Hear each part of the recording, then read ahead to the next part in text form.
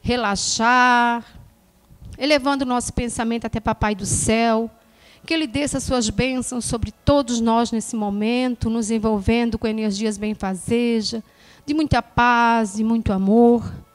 Que essas energias também possam ir de encontro de todos os irmãos que sofrem nesse momento, estando ele no mundo espiritual, no mundo físico.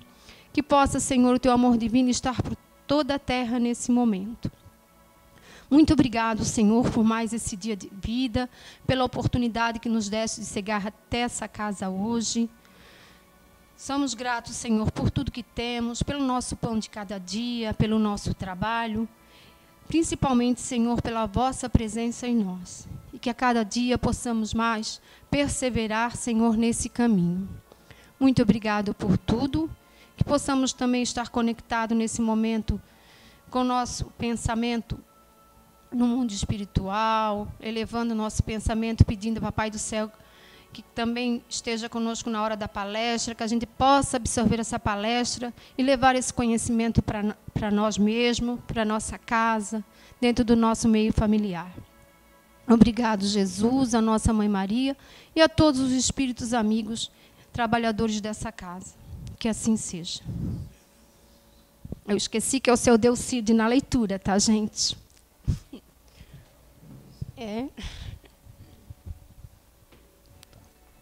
Suicídio e a loucura. A calma e a resignação obtidas pela maneira de encarar a vida terrestre e pela fé no futuro dão ao espírito uma serenidade que é a melhor proteção contra a loucura e o suicídio. Com efeito, a maior parte dos casos de loucura é devida à comoção produzida pelas vicissitudes que o homem não tem força de suportar. Se, pois, pela maneira com que o Espiritismo o faz encarar as coisas deste mundo, ele toma com indiferença, com alegria mesmo, os reveses e as decepções que o teriam desesperado em outras circunstâncias.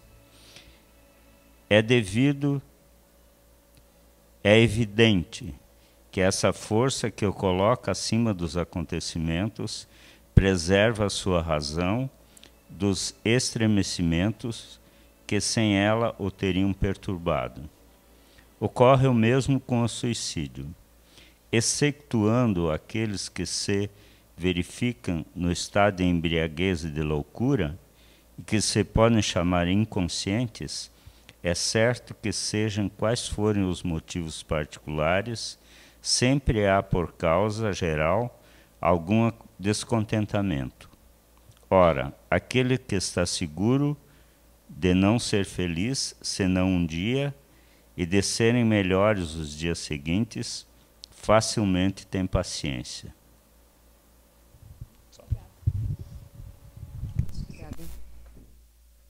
Boa noite, pessoal. Tudo bom com vocês? Então tá. O título de hoje da nossa palestra, Loucura, Suicídio e Obsessão, ele é um capítulo deste livro aqui, ó, o que é o Espiritismo.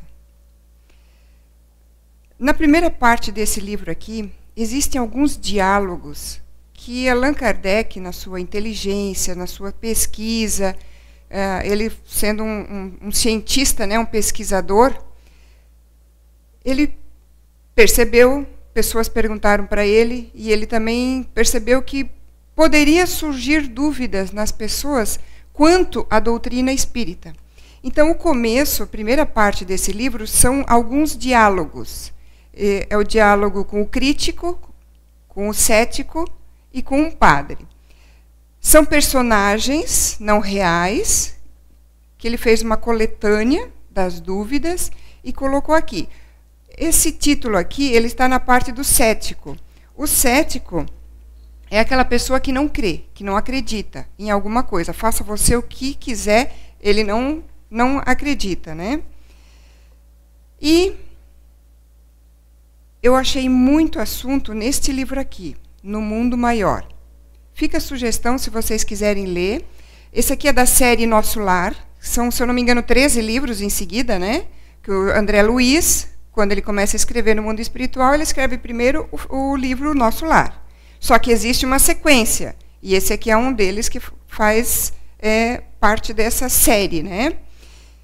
Então, se vocês quiserem depois saber um pouquinho mais sobre esse tema, tem aqui, ó, por exemplo, ó, no capítulo 3 desse livro, fala sobre a casa mental. No capítulo 4, fala estudando o cérebro. No capítulo 16, onde eu tirei várias coisas que nós vamos ver aqui hoje, fala sobre alienados mentais, sobre loucura. Por quê? Eu pesquisei bastante com relação a essa palestra, porque eu sempre tinha uma curiosidade, eu queria entender uma coisa. Porque quem é que a gente chama de louco? É aquela pessoa que a gente sabe que está encarnada e não consegue se inserir na sociedade, certo? Aquela pessoa que tem alguma debilidade mental, que não pode ir para a escola sozinho, não pode estar na sociedade sozinho, às vezes está em tal estágio que não come sozinho, precisa de ajuda, né? Nesses anos todos trabalhando na doutrina, trabalhando também na mesa mediúnica, trabalhando no passe de tratamento, o que a gente viu, muitos casos, por exemplo, assim, ó, de uma pessoa considerada, vamos dizer assim, alienada mental, ou considerada louco, que não tem essa capacidade de escolher o certo e errado. Nessa encarnação ele não tem essa capacidade.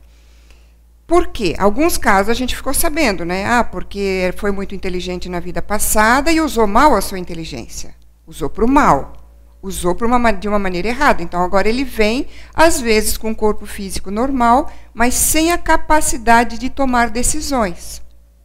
Ou uma pessoa que, de repente, foi diagnosticada com esquizofrenia, são pessoas que não podem viver sozinhas na sociedade.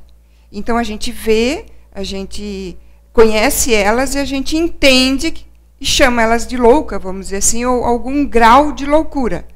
Elas precisam sempre de alguém acompanhando elas, cuidando delas a vida toda. Só que eu sempre me perguntei o seguinte, porque existem pessoas, e vocês devem conhecer, que são sugestionáveis, são impressionáveis, ou seja, elas acreditam numa coisa e vão de cabeça naquilo sem parar para pensar, sem olhar a razão daquilo, se é certo, se é errado. E aí eu vou dar alguns exemplos, vocês vão ver o que eu estou querendo dizer com isso. E eu ficava me perguntando o que faz uma pessoa ser sugestionável. Porque a pessoa sugestionável, ela praticamente não é uma louca, mas ela também não manda na vida dela. Porque se fulano disser, vamos se jogar daqui, porque Deus vai lhe acolher, ela vai e se joga. E a gente fica pensando, inclusive, nessas religiões, onde tem os homens-bomba, que eles acreditam fielmente que eles estão fazendo bem e que eles vão ser recebidos lá em cima com bandas de glórias. O que faz uma pessoa, o que leva uma pessoa a não conseguir discernir o certo do errado, o bem do mal, mas aos nossos olhos é uma pessoa totalmente normal. Até que ela faça alguma coisa que a gente diz, pô, fulano está louco. Mas até aquele momento ela não é aquele louco que a gente considera que não faz parte do meio social. Que ele não veio, ele não tem essa condição. Então eu gostei muito de estudar esse tema, né? E o crítico, o séptico, na verdade, ele faz a primeira pergunta, nesse capítulo dele, ele faz a primeira pergunta para o Kardec, que é a seguinte. Certas pessoas consideram as ideias espíritas capazes de turbar as faculdades mentais, ou seja, capazes de deixar a pessoa doida. A doutrina espírita deixa as pessoas loucas. Quando elas entram ali, na doutrina, elas ficam loucas. Por esse motivo, julgam prudente deter a sua propagação. Então, não vamos falar em espiritismo, não vamos propagar a doutrina espírita, porque ela deixa as pessoas alienadas mentais, ela deixa as pessoas loucas. Não esqueçam que quem fez essa pergunta é o cético, ou seja, ele não acredita na doutrina espírita e estaria colocando, vamos dizer, Allan Kardec em xeque para saber o que ele vai responder com isso, certo?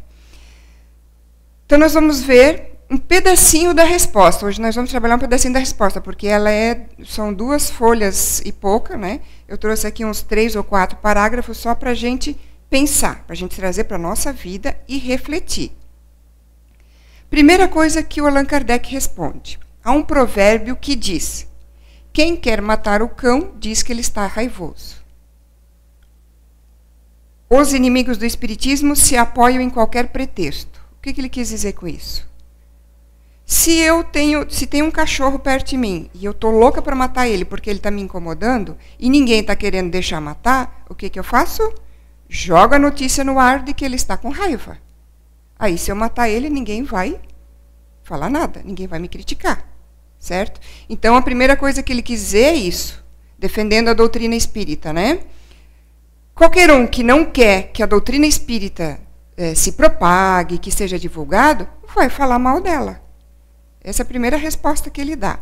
Só que agora ele começa a explicar o que é essa loucura. Porque lembram que na pergunta ele quis dizer que a doutrina espírita deixa as pessoas loucas, né, da cabeça, alienados mentais, que a gente não pensa mais, a gente não raciocina mais. Então ele começou a explicar a questão da loucura. Todas as profundas preocupações do espírito podem ocasionar a loucura. A ciência, daí ele deu uns exemplos, né? As ciências, as artes e a própria religião. Como eu comentei ali antes, a religião lá do Oriente, né? Em que eles se transformam em homens-bombas, né? Aí a primeira coisa que já me chamou a atenção é o seguinte: todas as profundas preocupações do espírito podem ocasionar a loucura. Por quê? Já me chamou a atenção isso aqui. Porque todos nós temos profundas preocupações na nossa vida. Isso quer dizer que todos nós podemos se transformar ou chegar a ficar loucos um dia, nesse ponto de não discernir mais o que é certo e o que é errado. Porque todos nós, na nossa vida, temos preocupações. Claro, não é a preocupação assim, ele não está querendo dizer, hoje eu estou preocupado em fazer tal coisa. A gente vai ver mais adiante que é uma questão de uma preocupação fixa. Eu só penso naquilo. A minha vida se transformou naquilo. A minha meta se transformou naquilo. Eu tenho que resolver aquilo e eu não penso em mais nada. Aí ele continua explicando. A loucura tem por princípio um estado patológico do cérebro, instrumento do pensamento. Se o instrumento for danificado, o pensamento também está danificado.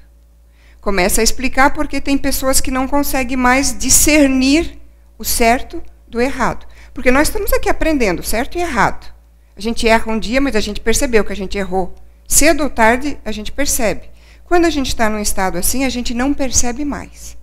As pessoas não adianta falar com a gente, não adianta explicar, não adianta mostrar o caminho, a gente não percebe.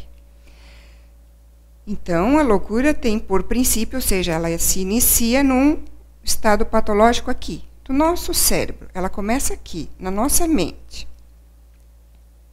A loucura, continuando a resposta dele, é um efeito consecutivo cuja causa primeira é uma predisposição orgânica, né, dentro do nosso organismo aqui, que torna o cérebro mais ou menos acessível a certas impressões, a certas coisas que passam pela vida da gente, a certas coisas que a gente vivencia. Isso é tão verdadeiro que existem pessoas que pensam demais, que são aquelas pessoas que a gente diz que são inteligentes, que trabalham com cálculos, que são cientistas, né? Pessoas que pensam demais, mas não se tornam loucas. Então, não é isso que deixa a gente louco. Não é usar muito o cérebro, ser um cientista, ser um pesquisador, ser um matemático, que vai deixar a gente louco. Enquanto outras se tornam loucas sob a menor superexcitação. E aí ele fala em superexcitação cerebral. O que é isso? Superexcitação é uma intensa agitação provocada no nosso cérebro pelo nervosismo. E aí eu me preocupei de novo. Porque quem de nós não está de vez em quando nervoso, preocupado com alguma coisa na nossa vida? Então, será que todo momento que a gente está nervoso, preocupado, a ponto daquele dia a gente perdeu, perdeu o humor, perdeu a saúde, porque você já deve ter ouvido palestra aqui, você já deve ter lido livros, que o nosso pensamento ele tem poder, ele tem força, ele emana fluidos, ele tem o poder de transformar as nossas células. Tanto que a gente conhece casos de pessoas que se curaram de câncer, por exemplo. Claro, fizeram o tratamento terreno, fizeram o tratamento espiritual, tiveram também o merecimento, mas se curaram. Porque lutaram, pensaram positivamente, acreditaram e foram em frente. Assim como a gente já soube de casos de pessoas que não tinham doenças nenhuma, não vieram nessa encarnação para ter doença grave como o câncer, e de tanto achar que tinham, desenvolveram o câncer e desencarnaram por causa dele. Então, nosso pensamento ele tem poder. Agora, nós temos que parar em pensar agora não só mais nossas células, mas sim também no nosso cérebro. O que nós estamos fazendo, o que nós estamos incutindo, o que nós estamos deixando aqui na nossa mente. Por quê? Tudo que a gente colocar aqui vai na próxima encarnação junto. O que a gente já tem aqui, já veio de outra encarnação também junto, né? E esse estado de nervosismo, que às vezes a gente está um dia, está 2 dias, 3 dias, a gente está a semana inteira pilhado. A gente estoura com um, a gente estoura com outro, a gente estoura em casa, a gente estoura no trabalho, e aquela semana, sim, claro que no final da semana aí sai uma doença, sai uma gripe, sai aquilo. A gente está fazendo isso com o nosso corpo, mas a gente tem que parar e pensar que nós estamos fazendo também com o nosso cérebro. E aí, claro que eu tive vários questionamentos, né? Tive várias perguntas. Mas 2 principais eu trouxe para a gente pensar um pouquinho hoje, tá? 2 coisas que, estudando isso, me vieram assim, ó. Por quê? Allan Kardec diz que a loucura é um efeito consecutivo cuja causa primeira é a predisposição orgânica. Daí me veio assim, tá, mas como é que a gente cria essa predisposição orgânica?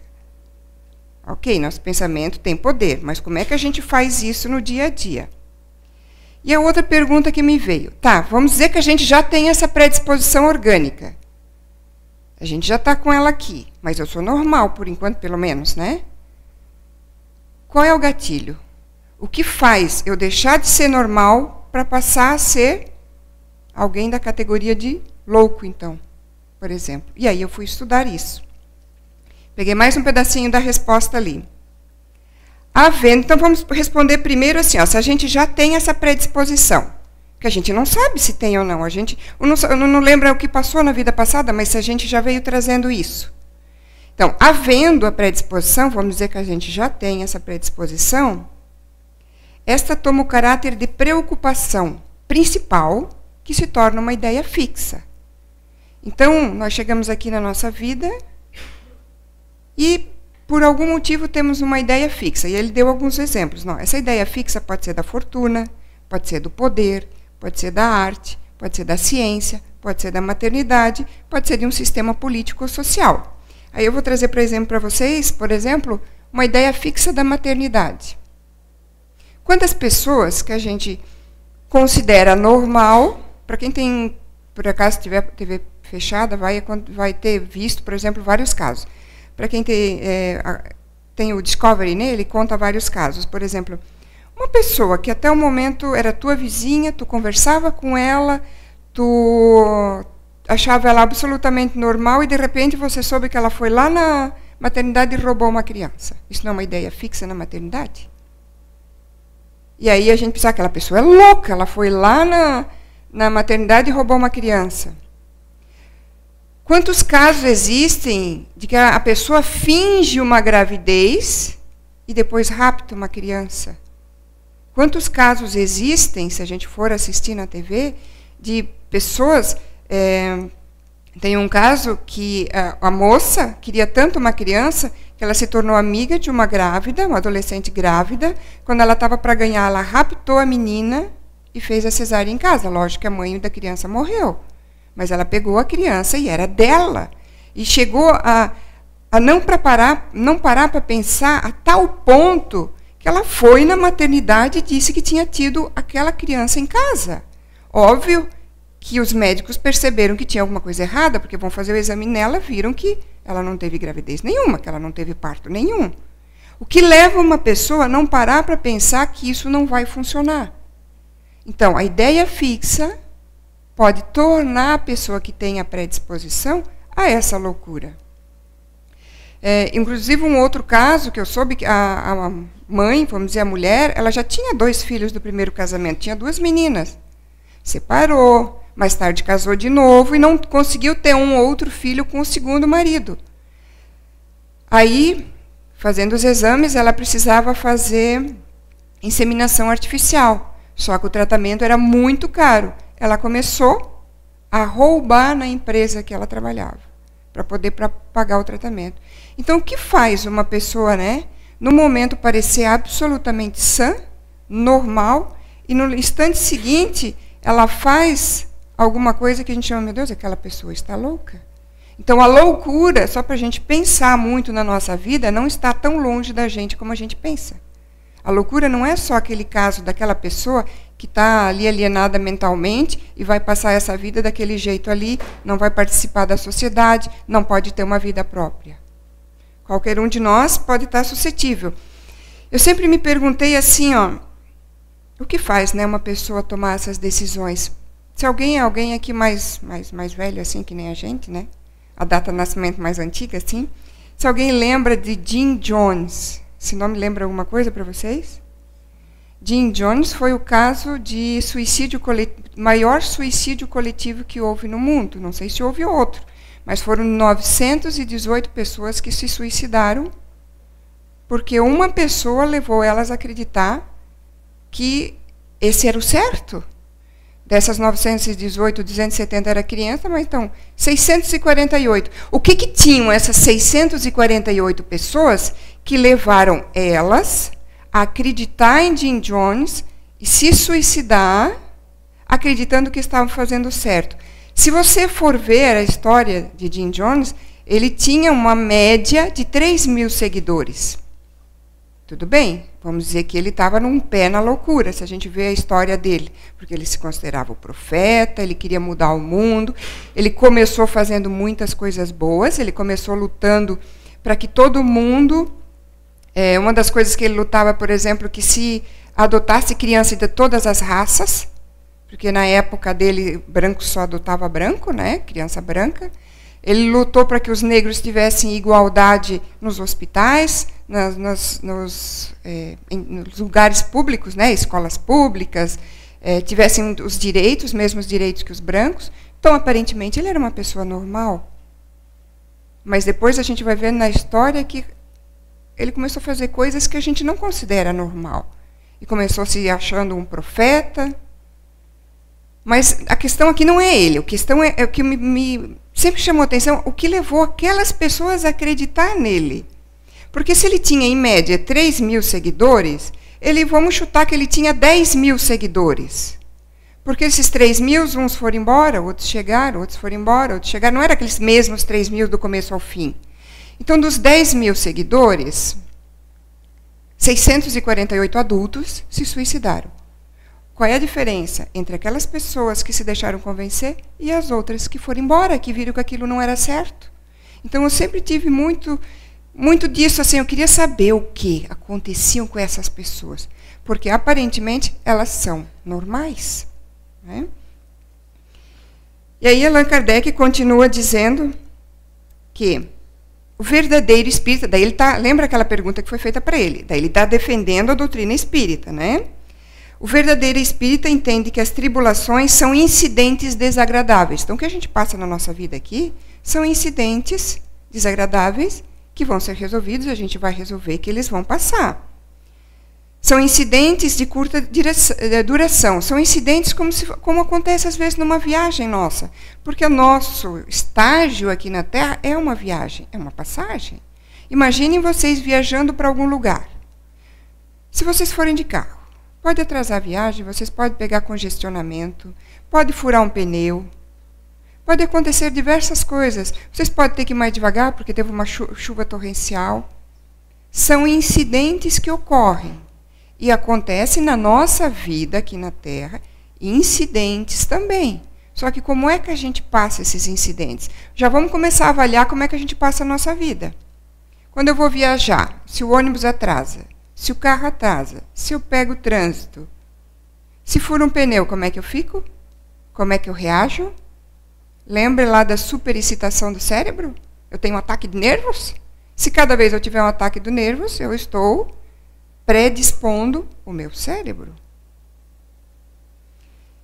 E aí ele continua dizendo que essa convicção da doutrina espírita dá além de tudo, do conhecimento, do entendimento, ele dá a resignação. Ou seja, é a gente não se revoltar pelas coisas que acontecem, pelas coisas que a gente tem que passar. Porque essa resignação preserva a gente do desespero e, consequentemente, da loucura e do suicídio. Daí, no livro Mundo Maior, aqui, que eu mostrei para vocês, tem o André Luiz aprendendo com um espírito lá que se chama Calderaro. E o Calderaro leva ele para conhecer, naquele capítulo dos alienados mentais que eu falei para vocês, ele leva lá para conhecer vários espíritos, porque a gente, se acontecer algo aqui, a gente vai ser igual lá. Se eu estou meio louco aqui, eu vou chegar meio louco lá. Né? Não vou chegar bonzinho, meu cérebro não vai mudar nessa passagem nem daqui para lá e nem de lá para cá. Ele só vai mudar quando eu fizer o que eu preciso para poder modificar ele. Né? Então, o Calderaro fala assim para o André Luiz. Compreenderás, porque ele vai mostrar a ala dos alienados mentais, né?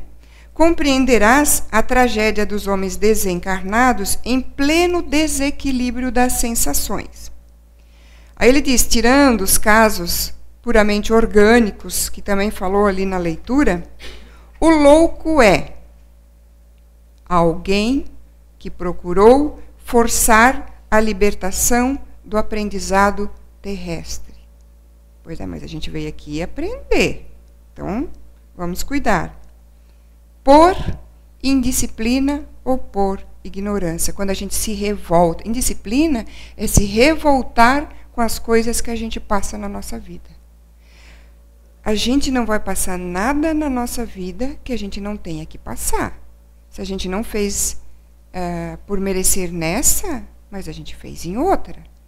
Se a gente foi sempre bom, nós vamos ter uma vida muito mais tranquila. As coisas parecem que vão fluir a nosso favor. Eu vou procurar um emprego, eu consigo fácil. Eu tenho uma família que se dá bem. As coisas elas se fecham assim para mim, elas se conectam, começa a dar tudo certo. Não existem pessoas que parecem que a vida é muito mais fácil e outras que parecem que está muito... É uma coisa atrás da outra, é difícil para ele conseguir emprego, é difícil a família, é difícil a casa que ele vai morar, ele mora numa casa, tem problema, ele vai para outra casa, tem problema, ele está numa cidade, tem problema, ele está em outra cidade e também tem problema. É que esse tem mais para passar, ele tem mais para resgatar. Mas como é que nós vamos passar isso? Nós vamos enfrentar e se resignar naquilo que a gente não pode modificar, ou a gente vai se revoltar? Vamos lembrar agora que se a gente se revoltar, nós estamos alterando o nosso mental, o nosso cérebro. E aí ele continua falando. Temos também, nesse caso ali, né, um gênero de suicídio, quer dizer, um tipo de suicídio, que é um suicídio dissimulado, ou seja, é um suicídio que não parece que a pessoa está se suicidando, mas ela chega no lado de lá como suicida, que é a autoeliminação da harmonia mental. Eu volto a falar, é aquilo que a gente está fazendo com o nosso cérebro. E como é que começa isso daí? Olha só a explicação dele, porque a gente acha que, nossa, aconteceu grande coisa, né? Não precisa acontecer grandes coisas. Vamos olhar como é que a gente leva a nossa vida, porque o Calderaro explica como é que começa esse caminho. A princípio, são meros descontentamentos, que acontece com a gente. E alguns desesperos. A gente se desespera com alguma coisa. Mas não é aquele desespero assim, ai meu Deus, hoje não sei o que, aconteceu isso, eu tenho que passar por aquilo. Aquilo que a gente está falando é aquilo que continua. Eu sou uma pessoa que me desespero hoje porque eu tenho uma coisa para resolver, amanhã eu me desespero de novo. E tudo o que acontece na minha vida, eu me desespero. Eu me desanimo. Eu tenho tristeza dentro de mim constantemente. Então, a princípio são meros descontentes e desesperados que passam despercebidos, mesmo aqueles que acompanham de mais de perto. Ou seja, é aquele caso, poxa, eu estou vivendo com fulano e até agora ele parecia normal, mas ele já está entrando nessa predisposição, ele já está formando essa predisposição ao longo dessa vida, ou ele já formou essa predisposição em vida passada e agora qualquer gatilho, qualquer ideia fixa que eu viva a minha vida focada só naquilo, é aquilo, minha vida vive formando, focada naquilo. Se for o poder, aí eu quero subir na minha empresa, não importa mais se eu faço infeliz minha família, se eu não durmo, se eu não cuido do corpo, se eu não descanso, é a ideia fixa, que vai ser o gatilho.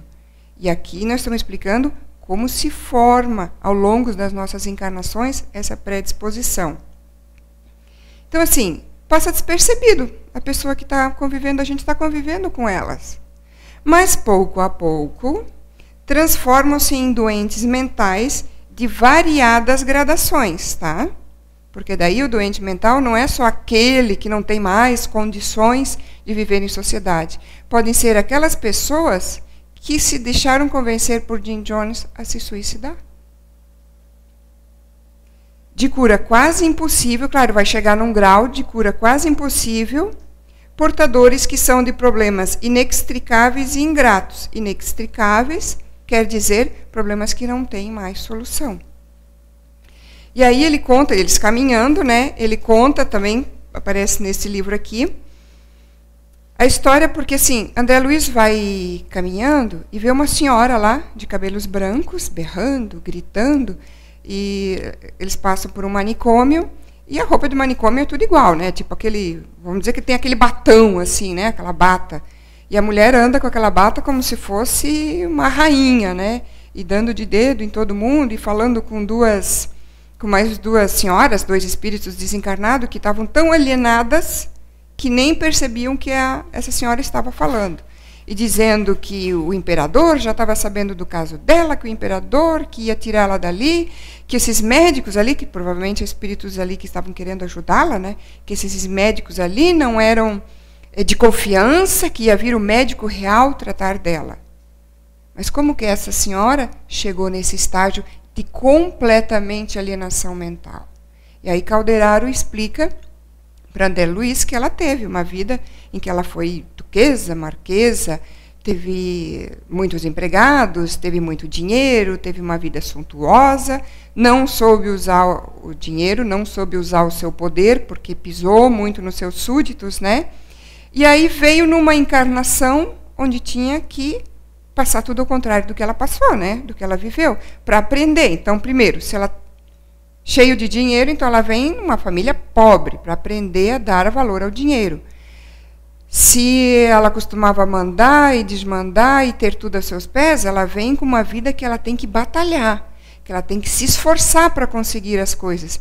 E aí Calderaro conta André Luiz que, vindo nessa encarnação, aos primeiros problemas que a pobreza trouxe, que ela viu que tinha que se esforçar, que ela não ia ter tudo o que quisesse de mão beijada, vamos dizer assim, porque nada impede que ela se esforçasse, que ela estudasse e que ela tivesse uma boa vida, né?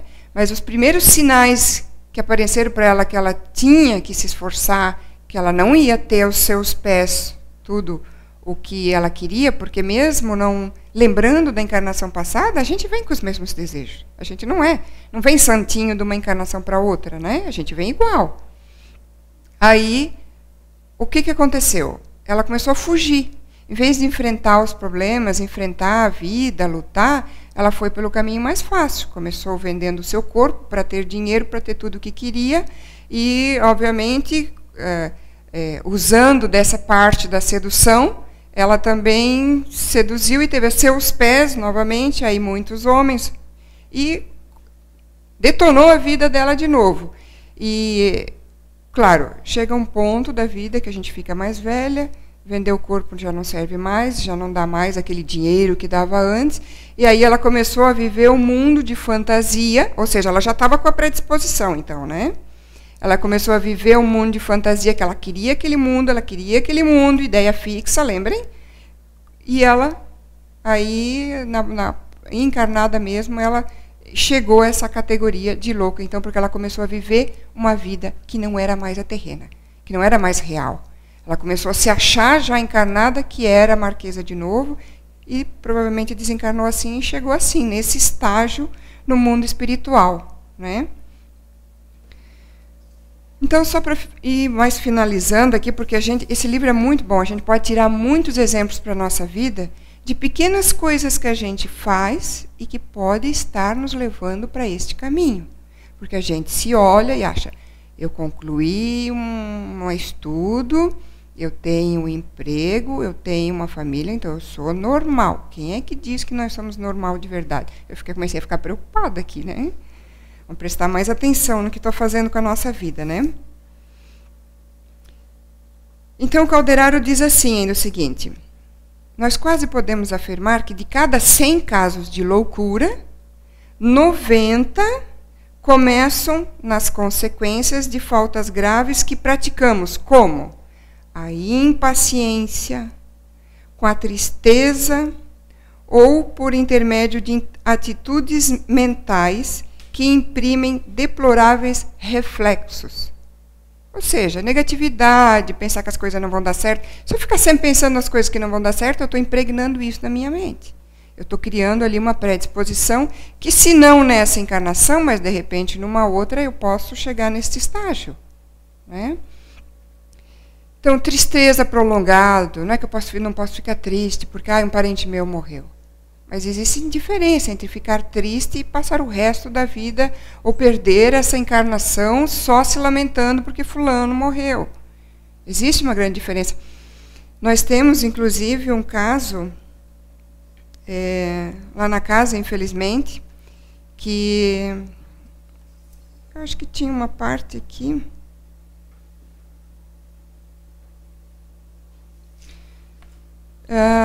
Que falava dessa questão da dor prolongada, da falta de resignação, né, e da gente não aceitar a morte. E aí eu lembrei exatamente daquele caso que a gente teve lá na casa. A gente descobriu o caso porque a menina trouxe uma mensagem através do Zé Araújo para os pais. Era uma menina que nasceu, se eu não me engano, com problemas cardíacos e numa cirurgia aos 8, 9 anos de idade, na mesa de cirurgia, ela veio desencarnar. Mas ela veio, olha só o benefício que esses pais tiveram ainda por cima. Provavelmente ali é um caso que os pais tinham alguma coisa para aprender, porque a menina, se logo em seguida também veio dar uma mensagem dizendo que ela tinha sido socorrida, que ela estava bem, que o que tinha acontecido era para acontecer, já estava programado, né? Então, vamos dizer que esse espírito, pelo menos, tinha ali alguma moral. E quem teria mais que aprender era o pai e a mãe. E veio dizer para eles ficarem bem, que ela estava bem, que ela tinha sido acolhida, que ela estava se recuperando. O pai não se conformou em momento nenhum. A gente tentou ajudar da melhor maneira possível, colocou inclusive ele no tratamento, mas ele começou a beber e da bebida ele se suicidou. Então, é o caso de não suportar a dor, de não ter resignação, porque assim, vai demorar muito mais para ele encontrar com ela agora em outra encarnação, para os dois virem junto. Ficou 2 mundos completamente paralelos, distantes um do outro, não paralelos, né? Ela foi para o lado de cá e ele foi para o caminho de cá. E não resolveu nada, na próxima encarnação ele vai vir com o mesmo resgate ainda, não necessariamente com ela, mas de outra forma, vai ter que aprender a dor de perder alguém. Será que porque ele fez muito sofrerem a dor de perder alguém? A gente não sabe, mas o fato é que ele tinha que passar por isso. E falta de resignação, porque se a gente está, principalmente se a gente está na doutrina espírita, a única certeza que a gente tem é que a gente daqui volta para lá. Então, o que adianta a gente se desesperar, né?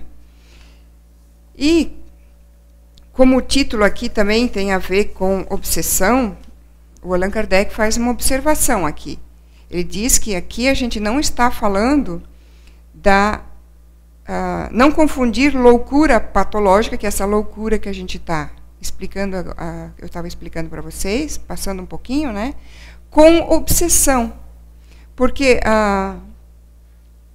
A obsessão ela tem a ver com um outro espírito, ou um outro encarnado, ou um outro desencarnado, que está nos incomodando. Tá? A obsessão em si envolve dois espíritos. Podem ser dois encarnados, pode ser um encarnado, outro desencarnado, pode ser com o desencarnado, outro encarnado, porque a obsessão pode ocorrer de todas as maneiras, inclusive de desencarnado para desencarnado. Não é essa obsessão que ele está falando. Aqui a obsessão é meio que como uma auto-obsessão, é a loucura. É eu que estou conversando comigo mesmo, eu que estou acabando com a minha mente mesmo, eu que estou acabando com o meu organismo mesmo. Ninguém está fazendo isso por mim.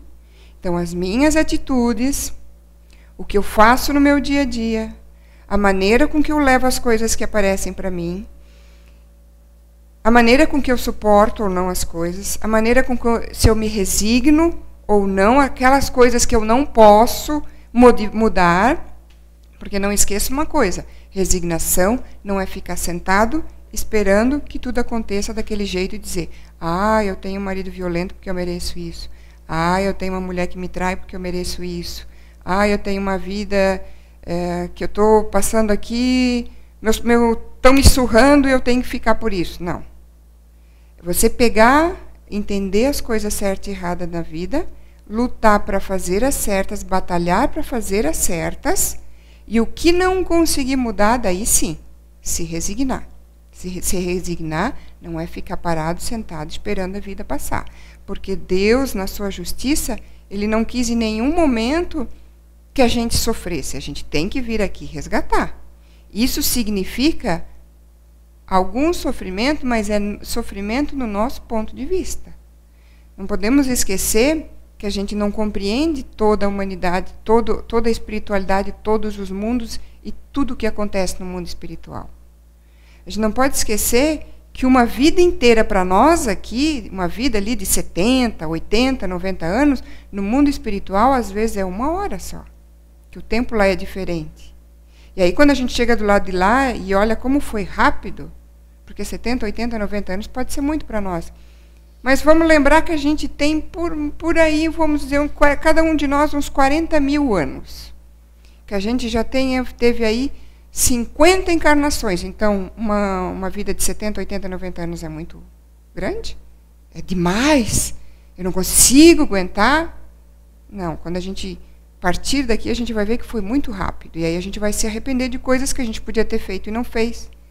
De vezes que a gente estourou, que a gente gritou, que a gente brigou, que a gente não se conformou, que a gente teve raiva e que não precisava de nada daquilo. Principalmente que daí quando a gente chega lá, a gente vai ver, não, mas eu tinha pedido para passar por isso.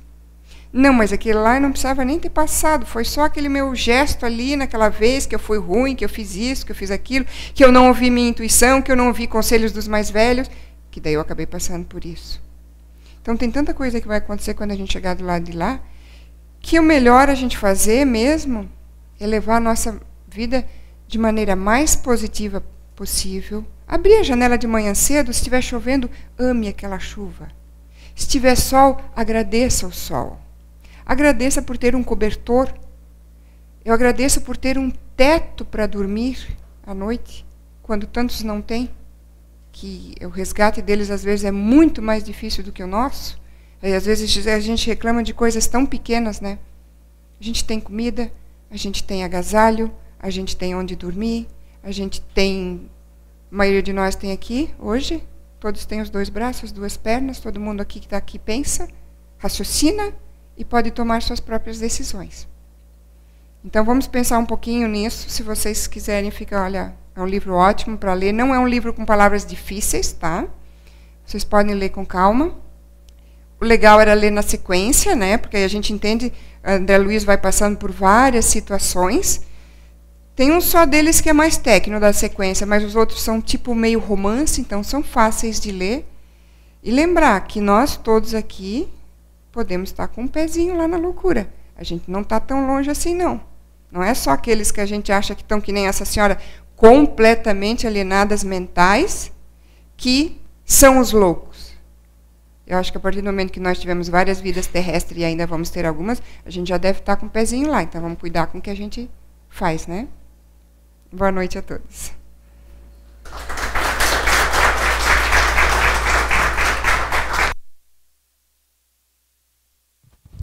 Então, a gente quer agradecer a Kátia, né, pela aula de hoje que ela deu para nós, né, que a gente possa refletir bem em casa. Foi muito boa, Kátia, suas palavras. Agradecer vocês também, a presença de todos vocês, né?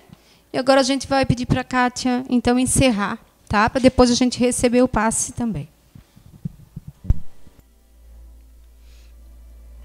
Pai amado, Senhor de infinita misericórdia, nossos anjos que nos acompanham sempre, espiritualidade boa e amiga desta casa, que procura sempre nos ajudar, nos intuir, que possamos, a partir de hoje, então, se ainda não fizemos, valorizar mais o que temos, valorizar a saúde, valorizar o bem-estar, valorizar os bens materiais que temos. E se quisermos um pouco mais, batalharmos com honestidade, mas não desejarmos o que o próximo tem. Não vivermos a vida do outro. Vivermos a nossa vida com serenidade, com gratidão, com resignação, mas ajudando a melhorar este mundo, ajudando a melhorar a nossa vida, ajudando a melhorar a vida dos outros, dos nossos familiares, sem também interferir quando os outros não querem acreditar naquilo que dissemos, mas podemos ajudá-los com oração, com pensamentos positivos, desejando sempre o melhor para os outros, o melhor para nós, o melhor para esse planeta que nos serve de casa e que com certeza retornaremos a ele. E não sabemos, quando aqui chegarmos novamente, em que estágio ele estará. Obrigada pela oportunidade da reencarnação, pela oportunidade do aprendizado, que possamos realmente valorizar o benefício de estarmos aqui, aprendendo, sermos mais agradecidos e abrirmos mais a nossa mente para receber mais as intuições positivas. Que assim seja.